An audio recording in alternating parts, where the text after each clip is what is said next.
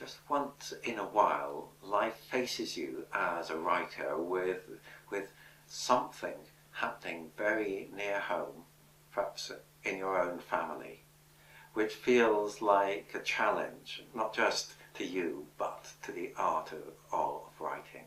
If being a poet can't help you all with this, then what was it worth in the first place? I thought hard, obviously, about first writing and then putting The Wasting Game in print. But 15 years after, it still feels as though it was a risk worth taking for us all. This is The Wasting Game.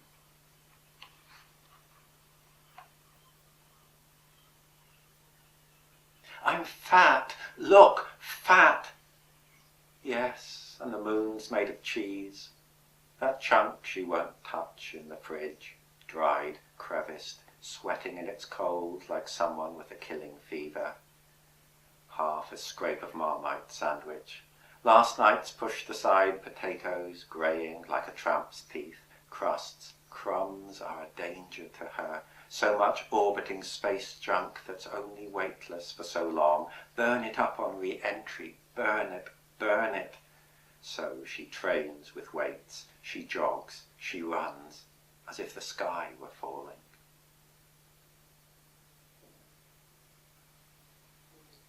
Curled like a lip, a crust dries in the bin. The supermodels, come on, don't touch, sneer for the camera.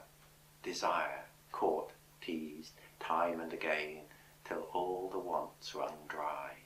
And there's only this rictus, a cat raking claws down the arm of a chair, eyes closed, lips apart, like the girl's head she drew, arching back to a lover's long bone fingers tangled in her hair. The eating thing. The slouching beast that's come to stay, to spatter the slops and foul the manger, to snap at the hand that tries to feed it. So we leave it, and we lie in darkness, trying not to know, not to hear it gnawing in the next room, gnawing itself to the bone.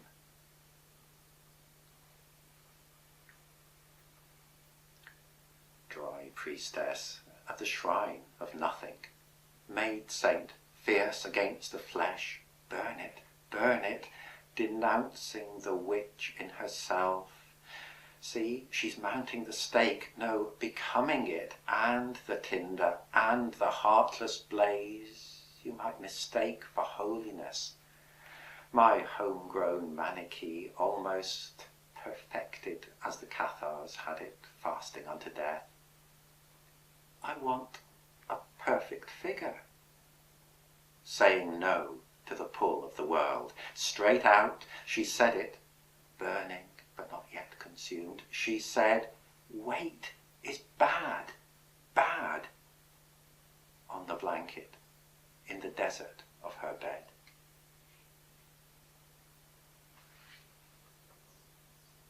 To be perfect. Nothing's perfect in this life, I say. Mealy middle-aged wisdom, eat your words. See how precisely she'll come to agree. Close now, this nothing-hungry thing that fills her, that empties her. Once, in aquarium twilight, a grey silver bass brought a face big as mine up to the glass, chewing water with the weight of deep ocean behind it. The cold. Its tuppenny eye had a gleam like contempt. For me, or worse, maybe its own reflection in the glass was all it saw.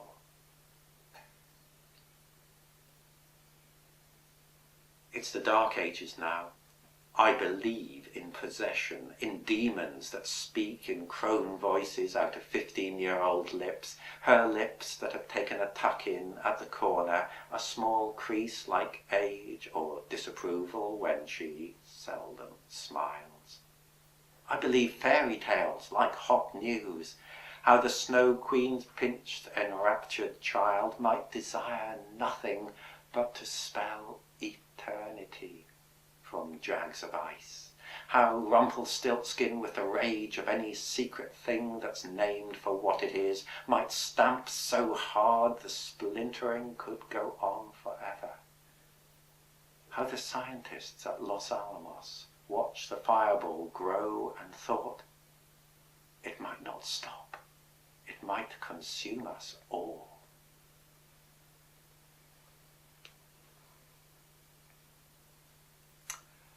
She's been paying her dues to gravity in dud coin once a week, checking in on the doctor's scales which wobble to a judgment, holding steady, though she's less and less able to hoist what mass she still has, and she sways, the rush of faintness in her ears like sea hissing in over mud and in, as she steadies herself and walks towards it, with stones in her pockets, adding one a week.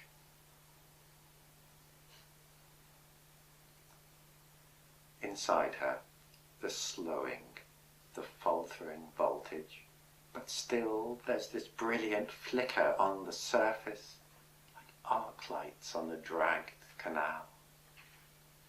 Moving pictures that don't quite finesse the eye. There are moments you almost see through, freeze, there, when the screen shows nothing but a grey room, and gradually shapes, near transparent, near familiar, like the threadbare home video mailed with impossible demands. You see the hostages, a family, staring out at you.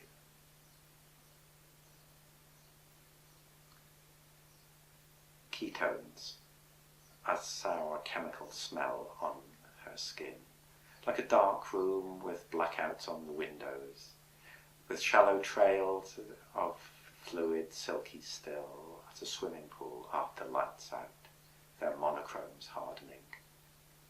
Developed, they will close this family album.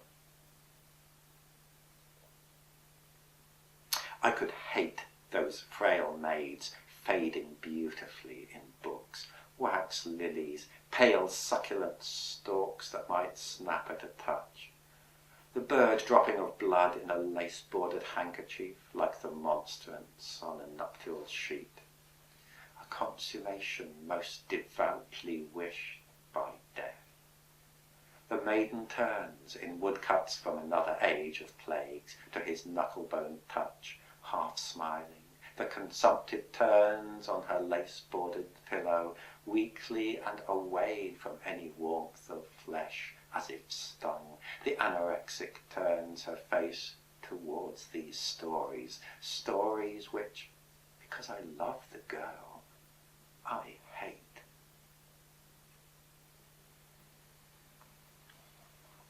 She left home months ago. Somehow we never noticed. She was going solo as a conjurer. The egg we found rotting in the body folds of the sofa. Cake wads of tissues in the bin with Weetabix compacted in them, like the mob's car crusher sandwiches. Potatoes spirited away with one pass of her baggy-wristed sweater she draped on her bones. Hot applause when she whips it off one day and she's gone.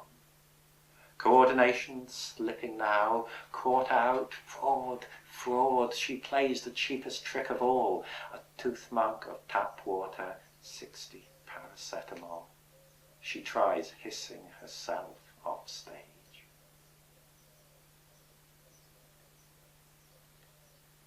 Drip, drip.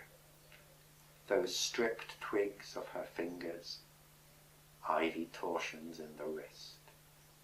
2 spikes bandaged to drip in her veins. Sap sunk at 15, she's been old for too long, always cold in her matte blacks, always in some sort of mourning. Mulch like leaf mold, mushroom breath, shit smelling. She's a question. Can you love this? Can you sit and watch the hours dissolving in the drip of Bloodaxe and glucose, clear as rinsings from bare twig tips when the downpour's gone. They're trying to wash the river in her blood. They're on the phone to the poisons unit. The readings aren't clear. Nothing's perfect, but it's all there is. This, now, the drip of plain words. Yes, love, this.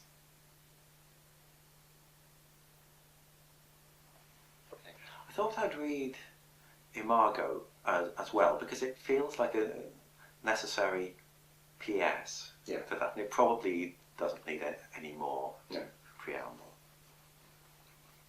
Okay. Imago. She spent winter and spring in her chrysalis, a straight world shrunk and puckered like a mis-stitched scar. Inside it held a breaking down of things, like a drop of original swamp sea, which is one way not to speak of unopening windows resigned to the view of the caution, patience crossing, speed bump, drive, the coded sign, no casualty department here among so many casualties, the swabbed smells and the sound off like that sobbing on legs down the corridor and the dribbling overspill from the padlocked pool where a green beach ball scuds slow eccentric orbits to the pipe and back and round. Hawk moth caterpillars dropped from the limes in our street. Pointless manna she'd save like the good girl she was, on damp earth in a jam jar. They shrank to sealed flasks for the usual great experiment. We found a blood-brown drip in the husk where one vanished. Another that, shrink-wrapped too tight in itself, couldn't ever split free. So seeing her now, rise from the station subway with bags marked for home to the lip of the crowd and hesitate, not a child now, and not any image I could make to hold her. I can't call her name. I can't find words for her. I wouldn't dare.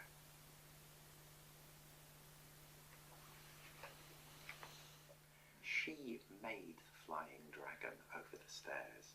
Oh. Did she? Yeah, that was my 50th birthday present. She made Yes. Wow, well that's couldn't be more full of life. I mean, And fighting back, fighting for